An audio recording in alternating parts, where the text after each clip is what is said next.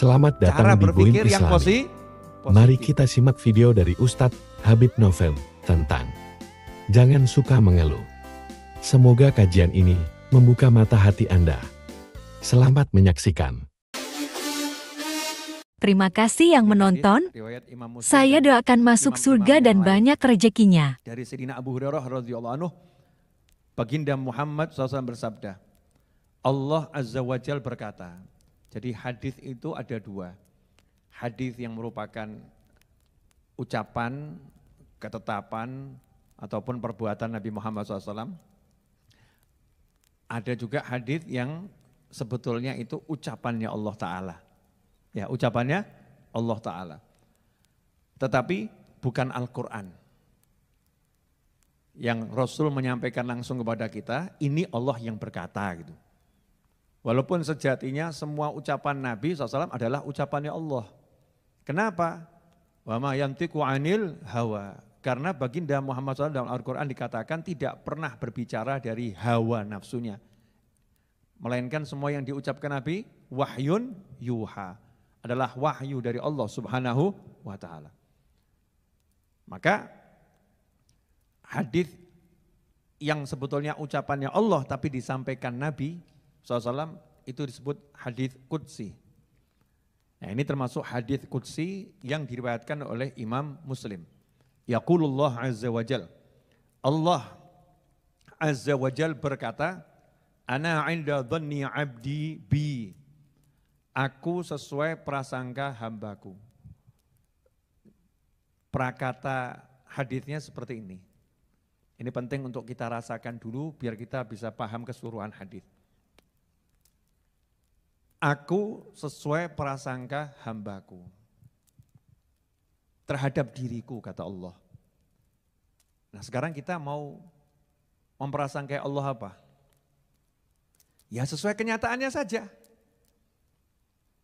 Kenyataannya Allah Maha mencintai, kenyataannya Allah Maha menyayangi, kenyataannya Allah Maha mengampuni, kenyataannya Allah Maha melindungi, kenyataannya Allah Maha memberi. Itu semua fakta, nyata. Maka kita prasangkai saja Allah seperti itu terhadap kita. Allah sayang sama saya. Allah pasti akan memberikan jalan kepada saya untuk mendapatkan ampunan. Allah pasti akan mengampuni saya. Allah pasti. Prasangkai Allah dengan baik dulu. Husnudzon. Jangan prasangkai Allah dengan buruk, negatif. Setiap ada yang nanya sama saya, itu saya jawab, responnya itu macam-macam. Dan saya itu paling gak suka. Kalau ada orang saya kasih tahu, ngeyel. Ngeyelnya model begini loh. Misal datang satu orang, Habib saya sakit, tolong didoakan. Saya jawab, kamu sehat. Mestinya jawabannya apa? Amin. Betul ya? Enggak, Bib. Saya ini sakit. Menukip ya. Habib saya sakit, doakan. Kamu sehat. Mestinya jawabannya, amin. Kiai saya sakit, tolong doakan. Jawabannya mestinya, kalau kiainya bilang kamu sehat, jawabannya mestinya bilang apa? Amin. Kalau orangnya jawab bukan amin, tapi Kiai, Habib, saya ini sakit beneran. Ini maksudnya mau minta doa atau mau curhat? Curhat, ya. Dan dia sudah berpikir negatif, bahwasanya dirinya ini gak akan sembuh. Penyakitnya susah disembuhkan. Jadi jawaban seorang Habib, Kiai, ulama, atau teman-teman yang mengatakan kamu sehat, dianggap ini omong kosong yang gak ada manfaatnya gitu loh. Ini namanya prasangka buruk kepada Allah Subhanahu wa ta'ala. Wah ini banyak ini. Ada satu orang datang, Habib, saya ini punya masalah besar. Saya jawab, insya Allah enggak ada masalah. Ada Bib, ada. Kiwara sebor lagi. Dijak mikir enak kok. Saya itu mau memperbaiki dulu pola pikir orang-orang yang berinteraksi dengan saya. Jangan pernah kamu berpola pikir bahwasannya kamu punya masalah. Kalau pola pikirnya gitu terus, berarti zonmu ya begitu. Prasangkamu saya dalam masalah. Ya enggak selesai-selesai. Ini kan pola pikirnya apa nih? Pola pikir negatif semua, enggak ada positifnya. Datang satu orang, Bib, doakan saya ini segera punya keturunan. Sudah 20 tahun saya menikah, belum punya keturunan. Kan gitu. Saya jawab, insya Allah kamu datang ke dokter yang satu itu, insya Allah kamu akan diberi keturunan sama Allah Ta'ala. Jawab, Beb, kalau urusan dokter saya udah keliling dunia. Gak ada hasilnya. Duh, kurang ajar toh. Mendahului kersani Gusti Allah, betul kan ya? Mendahului insya Allah. Udah dibilang insya Allah kok mendahului insya Allah. Berarti insya dia. Bukan insya Allah itu. Jika dia mau. Bukan jika Allah mau. Saya udah keliling capek ke dokter. Insya Allah. Mestinya kan amin. Amin, amin Bib. Insya Allah. Di mana alamat dokternya? Kan begitu. Membangun cara berpikir yang positif. Nah, ini dalam kehidupan ini banyak teman-teman saya sesama muslim yang pola pikirnya itu nggak bisa positif gitu loh. Kena masalah sedikit hidupnya merasa hancur. Sedikit saja kena sesuatu langsung loyo, merasa nggak mungkin bisa bangkit, nggak mungkin bisa. Ini kan pola pikir yang harus kita rubah. Contoh, Bib, saya pengangguran, pengen punya rumah. Saya jawab, ringan memang saya kok jawab kan ringan, enggak mau yang berat-berat. Punya kompor enggak? Punya Bib. Punya wajan? Punya. Wajan itu bahasa Indonesianya apa? Alat penggorengan. Ya, cawan, ya bukan juga tuh. Cawan wadah, bejana. Wajan juga ya? Iya, dari bahasa Jawa di Indonesia kan gitu. Kan asalnya Jawa wajan gitu kan. Wajan. Punya. Minyak punya enggak? Punya. Kira-kira uang 50.000 punya? Punya Bib, alhamdulillah. Ya sudah, ke pasar beli pisang, bawa pulang ke rumah, potong-potong, goreng, kelilingkan satu kota. Insya Allah nanti punya uang banyak. Jawab, Bib, kalau jual pisang goreng kapan sugih Bib? Oh, saya jawab, anak presiden aja jualan pisang. Dan ternyata ya menghasilkan duit, betul kan ya? Masa kamu sombong seperti itu? Dahuli kersane Gusti Allah. Ini kan enggak beres ini pola pikirnya. Menganggap kalau jualan pisang enggak bisa sugih. Padahal itu Noto Suman tuh yang sugih-sugih jualan serabi. Serabi Noto Suman. Di Jogja itu banyak orang sugih gara-gara jual gudeg. Betul ya? Iya. Ada di Indonesia ini banyak orang sugih gara-gara jualan bebek goreng. Bebek goreng, kan gampang toh bebek digoreng, selesai. Ya disembelih dulu, jangan langsung hidup-hidup digoreng. Ngaco kamu. Sembelih dulu. Syar'i, goreng. Kalau pola pikirnya kerjaan ini tidak akan bisa membuat aku kaya, ya wis melarat, sudah miskin sebelum bekerja. Kenapa begitu? Ana 'inda dhanni 'abdi bi. Aku sesuai prasangka hambaku. Lah mikirmu ngono ya ngono. Makanya kalau ketemu orang-orang soleh itu, ini ya, ini mahal nih, rungokno nih, larang. Assalamualaikum, Yai, Habib, Ustadz. Waalaikumsalam warahmatullahi wabarakatuh. Doakan Yai, saya pengen nikah, jodohnya belum ada nih, nggak datang-datang. Yainya jawab, insya Allah besok kamu nikah. Jawab, kok besok toh Yai, tahun ini aja belum tentu kok. Itu jadinya adalah, ya wis, ya itu. Enggak besok, enggak tahun ini. Karena apa? Karena kamu sudah ngomong sendiri kepada Allah Ta'ala, aku prasangkai hari ini aku nggak nikah, besok nggak nikah, tahun ini nggak nikah. Maka Allah mengiyakan, ya wis, selesai. Berarti ucapan ini ngeri atau enggak ngeri nih? Ngeri. Makanya tanya sama teman-teman saya, sama relawan-relawan saya, sama santri-santri saya itu paling marah gitu ya. Kalau ada orang saya suruh bilang enggak bisa.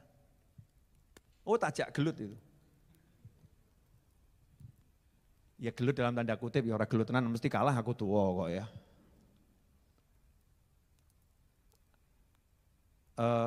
Kamu misal nih ya,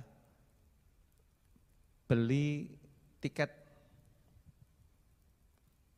gak ada Bib, gak mungkin dapat. Yang model begini nih, oh langsung saya coret, ya, tidak layak jadi murid saya. Kenapa? Kakek mikir, kebanyakan mikir. Kamu cari tiket, bismillah, sami'na wa ta'na. Nanti kalau udah keliling tutup kabeh baru laporan, tutup Bib. Kan betul gitu. Tapi pola pikirnya adalah insya Allah ada yang buka. Pola pikirnya harus betul dulu. Dulu saya kalau guru saya ngomong sesuatu saya nggak pernah ngomong nggak bisa. Nggak pernah ngomong nggak bisa. Saya masih ingat ketika guru saya ngomong ke saya, Novel beli mobil ya. Lawang saya itu uang 1 juta aja nggak punya kok. Guru saya bilang beli mobil ya. Itu guru saya ngomong begitu sambil bawa brosur. Saya masih ingat itu sebelum makan siang ada sales dari Semanggi sini ke tempat rumah guru saya, pengen ketemu. Ditemuin tuh sama guru saya, anak muda gitu. Nawarkan mbak brosur jualan mobil, sales waktu itu. Ya terima kasih. Kemudian guru saya ngomong, Novel nanti beli mobil ya sambil nunjukkan gitu. Ya coba kalau kamu, setelah batinah ngeledek ini. Oh sepeda motor aja minjem. Suruh beli mobil. Jawaban saya langsung, siap amin insya Allah gitu. Siap amin insya Allah. Langsung saya prasangkai, wah aku meh duwe mobil. Saya akan punya mobil. Dan sekarang teman saya Mas Hanata tuh bingung. Bolak-balik saya jual beli mobil. Beli, jual, beli, jual, beli, jual. Sesuai kebutuhan, kalau pas gak punya duit, jual. Ya punya, beli lagi. Majelisnya butuh duit, mobilnya dijual. Nanti punya duit, belilah lagi. Nah orang yang gak paham, prasangka baik sama Habib Novel, alhamdulillah, wah Habib Novel sugih pol. Kenapa? Mobilnya gonta ganti. Tetap bagus, kecuali yang paham. Nah, ikhwani rahimakumullah. Saya prasangkai yang baik ucapan guru saya, enggak pernah saya mikir yang jelek. Moh saya mikir jelek. Dan saya paling marah gitu. Kalau orang dikasih tahu yang baik, kok jawabannya enggak bisa seperti itu. Enggak mungkin. Jadi kamus kata enggak mungkin, enggak bisa tuh kalau interaksi sama saya harus dicoret. Coret, enggak ada kamus enggak mungkin, enggak bisa. Enggak mungkin, enggak bisa. Coret. Ya semalam juga terjadi seperti itu. Enggak bisa Habib, tapi Habib coba, siapa tahu bisa. Oh dalam kamu saya enggak ada enggak bisa. Tak coba bener, bisa. Setelah itu langsung orangnya ke toilet. Teman saya gitu ya. Ya langsung mulus itu, wah ternyata bisa nih. Kalah sama Habibnya ini ya. Jangan pernah memprasangkai Allah dengan hal yang buruk. Jangan pernah memprasangkai dirimu dengan hal yang buruk. Termasuk prasangka buruk sama Allah itu memprasangkai diri kita dengan hal yang buruk. Jangan. Dan jangan pernah memprasangkai orang lain dengan hal yang buruk. Selalu menanamkan prasangka yang baik, situasinya seperti apapun. Kondisinya seperti apapun, prasangka yang baik. Meskipun udah langit runtuh, bumi terbelah, ya. Secara teori nggak mungkin selamat, mikir oh selamat gitu loh. Jangan mikir, mati, remuk. Jelek lagi mikirnya. Optimis. Nah, itu mukmin memang harus gitu. Hasil nggak ngurus, prosesnya benar, hasil nggak ngurus. Yang penting prosesnya tidak salah secara syariat. Kemudian dilanjutkan oleh Allah Ta'ala, wa ana ma'uh. Kalau bahasa Hadramutnya gitu, wa ana ma'uh. Ya, tapi kalau bahasa Fushanya wa ana ma'ahu, wa ana ma'ah. Dan aku bersamanya, hina yadhkuruni, ketika dia mengingat dan menyebutku. Ini kalau dihayati betul, ambles loh bumi ini. Remuk itu, hati itu. Allah bersamamu kalau kamu ingat Allah. Makanya kalau ada orang sumpek-sumpek, ruwet-ruwet itu berarti dia nggak ingat sama Allah, mesti. Mumet aku, berarti Allah lagi nggak sama kamu itu. Kenapa Allah nggak sama kamu? Karena kamu nggak sama Allah. Kamu nggak bersama dengan Allah, maka Allah nggak bersama dengan kamu. Kamu nggak ingat sama Allah, maka Allah nggak ingat sama kamu. Kamu meninggalkan Allah, maka Allah meninggalkanmu. Kok iso awakmu sumpek? Kok bisa kamu suntuk? Kok bisa? Lah, ya suntuk. Lah apa sebab suntukmu? Nggak punya duit. Berarti kamu lupa kalau yang bisa ngasih duit hanya Allah. Makanya kan sabda Nabi, la haula wala quwata illa billah, obat untuk 99 penyakit yang paling kecil alham. Sumpek suntuk itu penyakit paling kecil yang disembuhkan dengan la haula wala quwata illa billah. Jadi kalau sumpek itu datang, ngusirnya gampang. La haula wala quwata illa billah. Ruwet la haula wala quwata illa billah. Enggak ada duit la haula wala quwata illa billah. Jodohmu angel la haula wala quwata illa billah. Saya ngomong sopo gitu loh ya. La haula wala quwata illa billah. Hanya Allah yang bisa. Enggak ada yang lain. Kamu bakal begini, la haula wala quwata illa billah. Hanya Allah yang bisa, enggak ada yang lain. La haula wala quwata illa billah. Terus yakinkan itu, kuatkan itu. Maka saat itulah Allah bersama kita waktu kita ingat sama Allah. Allah bersama kita artinya apa?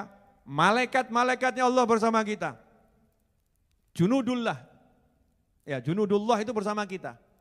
Bala tentaranya Allah bersama kita. Malaikat-malaikatnya Allah bersama kita.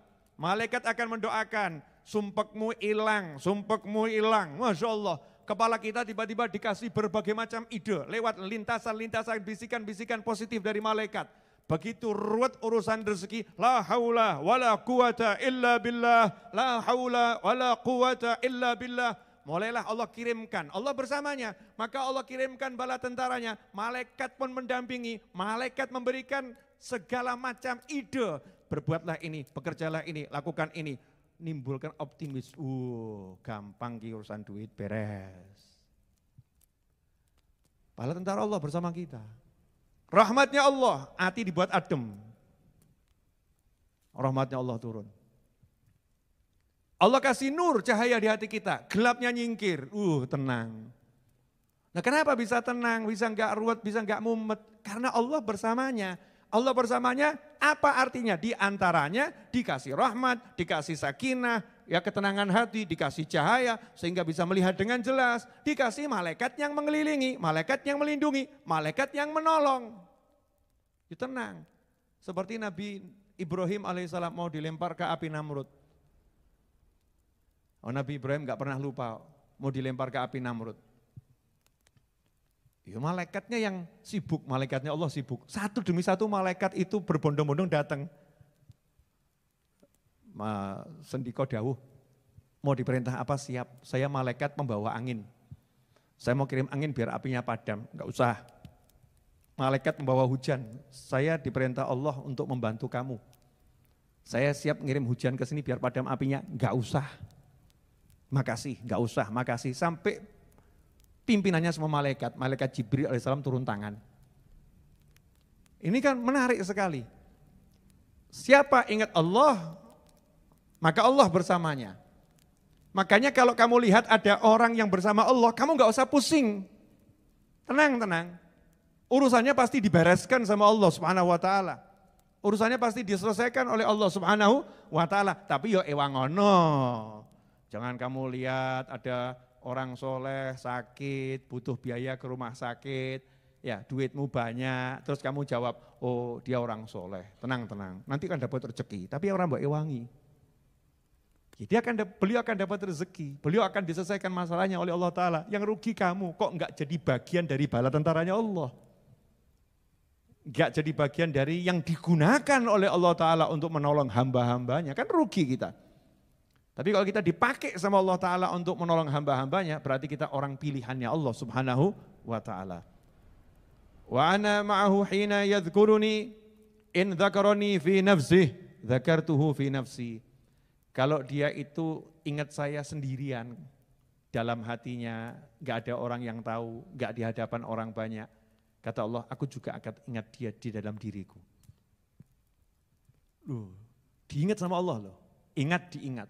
Kalau dia mengingat aku, wa in dzakarani fi malain, kalau dia mengingat aku di hadapan orang banyak, misalnya di pasar, la ilaha illallah wahdahu la syarikalah, lahul mulku walahul hamdu yuhyi wa huwa hayyun la yamut biyadil khair wa huwa ala kulli syai'in qadir.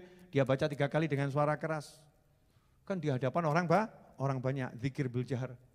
Baik dia sendiri maupun berjamaah. Ini hadis termasuk dalil bolehnya zikir dengan suara keras di hadapan orang banyak. Atau zikir berjamaah bersama orang banyak. Hadisnya sahih, riwayat Imam Muslim dan yang lain. Kalau dia memang menyebut aku di hadap kelompok masyarakat, kelompok orang-orang, berarti kalau ada satu orang nyebut di kelompok orang, berarti orang ini kan diizinkan berzikir dengan suara keras di hadapan orang lain. Yang satu juga diizinkan berzikir di hadapan keras di hadapan orang lain. Yang satu diizinkan berzikir keras di hadapan orang lain. Nah yang diizinkan ini bersama-sama, yuk kita zikiran keras di hadapan orang lain. Akhirnya zikirnya berjamaah. La ilaha illallah, la ilaha illallah, berjamaah itu. Maka Allah bilang saya akan juga sebut-sebut dia di hadapan perkumpulan yang lebih baik dari perkumpulannya. Perkumpulan malaikat-malaikat yang besar, malaikat senior. Disebut-sebut sama Allah Ta'ala. Ini fulan, ini lagi nyebut aku nih. Ingat-ingat aku di majelisnya, di pasarnya, di suronya, di langgarnya. Disebut. Lah bayangkan kita di bumi, nama kita disebut di langit yang paling tinggi. Masya Allah. Sayangnya Allah pada hambanya. Disebut di langit yang paling tinggi. Jadi jasadnya masih di bumi, namanya sudah di langit. Seperti Sayyidina Bilal radhiyallahu anhu, orangnya masih di bumi, iya, tapi ternyata orangnya udah di surga. Udah jalan-jalan di sana. Kemudian lanjutan hadits ini, wa in taqarraba minni shibron, di riwayat yang lain zira'an ilayya, wa in taqarraba minni shibron taqarrabtu ilaihi zira'an, wa in taqarraba ilayya zira'an taqarrabtu minhu ba'an, wa in atani yamshi ataituhu harwalatan. Jika dia mendekat kepadaku sejengkal ini, maka aku mendekat kepadanya selengan. Kalau dia mendekat kepadaku selengan, maka aku mendekat kepadanya ba'an. Ba'an ini 2 tangan kita bentangkan. Dari ujung jari sampai ujung jari, ba'an. Jika dia mendekat kepadaku dengan berjalan kaki, maka aku akan berlari menghampirinya, berlari kecil menghampirinya. Jangan salah mengartikan hadis ini ya, ini bukan menyamakan Allah dengan makhluk. Bukan tasbih ya, bukan menyamakan Allah dengan makhluk. Maha suci Allah dari menyerupai makhluk. Tetapi ini adalah permisalan yang Allah berikan. Permisalan. Permisalan untuk apa? Mendekatkan pada pemahaman. Kalau ada orang itu mau mendekat kepada Allah sejengkal. Artinya, yo males pol gitu loh. Kitanya males pol. Mau mendekat tapi masih malesnya luar biasa. Malas, dengan malas mau mendekat pada Allah Subhanahu wa Ta'ala. Maka Allah akan melipat gandakan pahalanya. Yang segini jadi segini. Rahmatnya, ampunannya diganti sama Allah tuh 3 kali lipat. Ini kan yang selengan, ini kan 3 kali lipatnya nih Shibron. Kalau ternyata dia selengan, Allah akan mendekat kepadanya 3 kali lipat lagi. 1, 2, 3. Ini karena pakai bahasa tubuh. Ukuran-ukuran yang dipahami orang Arab di masa itu. Karena kalau pakai meteran kan nggak mudeng, berapa meter gitu. Pakainya bahasa tubuh. Kalau ternyata dia mendatangiku dengan berjalan, aku mendatanginya dengan berlari. Artinya apa? Artinya ampunannya Allah itu lebih cepat daripada kita minta ampun. Allahumma gfirli, wes diampuni loh. Ya Allah, beri saya rahmat. Sudah dari rahmati. Datangnya rahmatnya Allah lebih cepat dari permintaanmu untuk minta rahmat. Datangnya ampunannya Allah lebih cepat daripada permintaanmu untuk minta ampun. Datangnya pertolongan Allah lebih cepat daripada permintaanmu minta tolong. Nah, cuman kadang-kadang kita ini yang menganggap makna pertolongan Allah itu kan beda-beda. Katanya saya kalau minta tolong sama Allah ditolong, tapi ternyata kok hutang saya nggak selesai-selesai. Ya, makna pertolongan Allah ini apa? Itu dibahas di pelajaran khusus, bukan malam hari ini. Ya, bukan malam hari ini. Nah, sampai titik ini mudah-mudahan cukup bisa dipahami bagaimana Allah itu lebih mendekat kepada hambanya ketimbang hamba itu mendekat pada Allah. Saya mau kasih ini mudah-mudahan bisa dirasakan.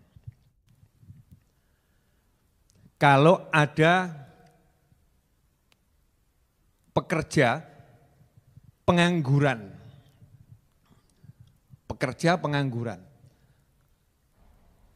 terlilit hutang, dan terancam diceraikan oleh istrinya. Karena istrinya udah gak kuat hidup dengan seorang suami yang gak bisa memberi nafkah. Bukan gak mau ya, tapi gak bisa memberi nafkah. Terus pekerja tadi mendatangi orang yang terkaya di desanya, atau di kampungnya atau di kotanya, nunggu di depan pintu rumahnya, mengetuk pintu rumahnya sampai ditemuin. Setelah ditemuin, kemudian dia merendahkan diri serendah-rendahnya dan mengatakan, tolong saya siap diangkat jadi apapun, mau bagian kosek-kosek WC siap. Bagian bersihkan apapun siap, yang penting saya diberi gaji yang cukup untuk membiayai kehidupan anak istri saya. Cukup untuk makan mereka, biar rumah tangga saya selamat, anak istri saya selamat, tolong saya. Saya mau nanya, kalau ada orang yang susah begitu kemudian bersikap seperti itu, wajar atau enggak wajar? Wajar tuh ya, namanya juga orang butuh. Kalau begitu kan wajar.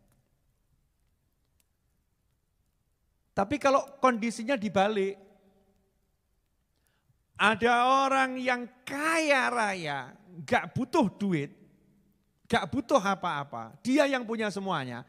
Terus ngomong ke kita, tolong kamu datang ke rumah saya. Ya, tolong datang ke rumah saya. Kamu ketuk-ketuk saya. Kalau kamu berjalan ke rumah saya akan sambut kamu. Saya akan muliakan kamu. Saya mau nanya, berarti orang kaya ini baik atau enggak baik? Sangat baik. Lantas bagaimana dengan Allah Subhanahu wa taala terhadap kita semua, yang mana kita ini fakir, butuh dengan ampunannya Allah taala, kita yang butuh dengan rahmatnya Allah taala, kita yang banyak salah dengan Allah taala, kita yang penuh dosa dengan Allah taala, tapi justru Allah yang manggil kita, ayo minta ampun sama aku, ayo minta sama aku, ayo kesini kamu, aku datangin kamu, kesini pintuku terbuka terus, ayo minta sama aku, ayo minta sama aku. Saya mau nanya, maha baik atau enggak maha baik Allah itu? Maha baik. Makanya itu Allah paling marah kalau ada manusia yang menutup pintunya Allah. Dengan kalimat gak mungkin kamu masuk surga, gak mungkin kamu diampuni Allah, gak mungkin kamu bisa masuk jannah, gak mungkin kamu bisa jadi walinya, gak mungkin kamu, na'udzubillah min dzalik. Lawang Allahnya selalu mengatakan sebaliknya kok. Makanya saya ambil judul malam hari ini, ya, aku mendatanginya, gitu kan ya. Jika dia berjalan, aku mendatanginya berlari, menghampirinya berlari. Untuk memberitahu bahwasannya Allah Ta'ala itu sangat mencintai kita semua. Jazakumullah khairan. Mudah-mudahan